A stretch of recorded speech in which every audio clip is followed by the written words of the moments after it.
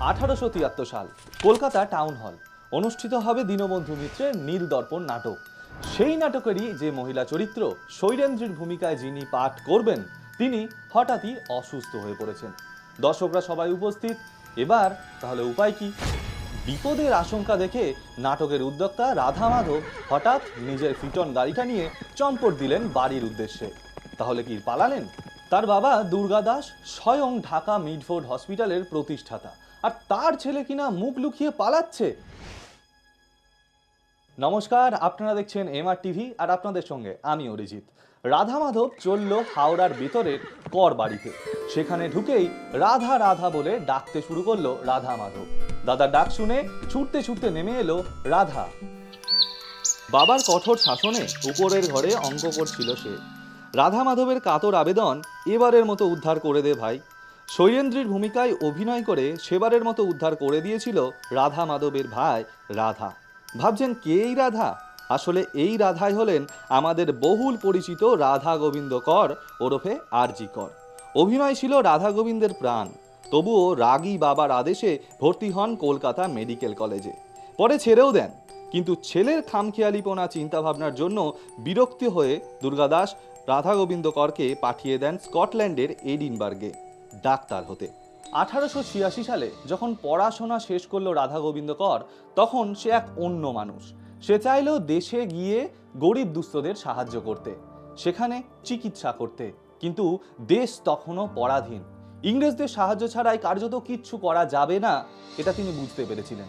ইংরেজ ডাক্তাররা তখন ভারতীয়দের চিকিৎসা করতে ঘেন্না করে। তারা কেবলমাত্র সৈনিক এবং ইংরেজ অফিসারদের চিকিৎসা করতে ব্যস্ত। দিনের পর দিন দেশীয় মানুষরা বিনা চিকিৎসায় মারা যাচ্ছেন। ভারাক্রান্ত হৃদয়ে দেশে ফিরলেন রাধা গোবিন্দ কর। কলকাতায় ফিরে রোজ সন্ধ্যায় রাধা গোবিন্দ আড্ডা দিতে যেতেন 161 নম্বর বৈঠকখানার বাড়িতে।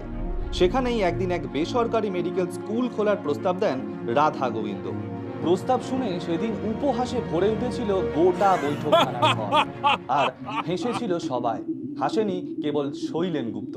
রিতম জোয়ারদারের প্রবন্ধ doctor R G Kar, philanthropist and pioneer in medical education থেকে জানা যায় যে এই শৈলেন গুপ্ত ও রাধা গোবিন্দ কর মিলে পরবর্তীকালে বড়লোকেদের বিয়েবাড়িতে তো কখনো রাস্তায় ভিক্ষা করেছিলেন একটি ইংরেজ শাসনমুক্ত মেডিকেল স্কুল খোলার জন্য। 1986 সালে প্রতিষ্ঠিত হয় ক্যালকাটা স্কুল অফ মেডিসিন। পরে এর নাম হয় ক্যালকাটা মেডিকেল স্কুল।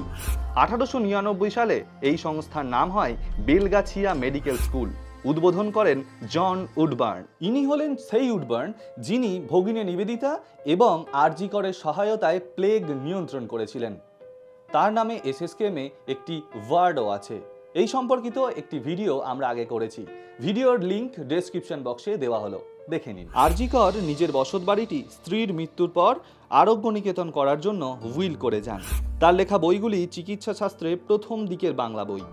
এগুলি হলো ভিষক বন্ধু, প্লেগ, স্ত্রী রোগের চিত্রাবলী ও সংক্ষিপ্ত তত্ত্ব, সংক্ষিপ্ত শিশু ও বাল চিকিৎসা ইত্যাদি। মাত্র 68 বছর বয়সে 1918 সালে এই মহান চিকিৎসকের মৃত্যু হয়।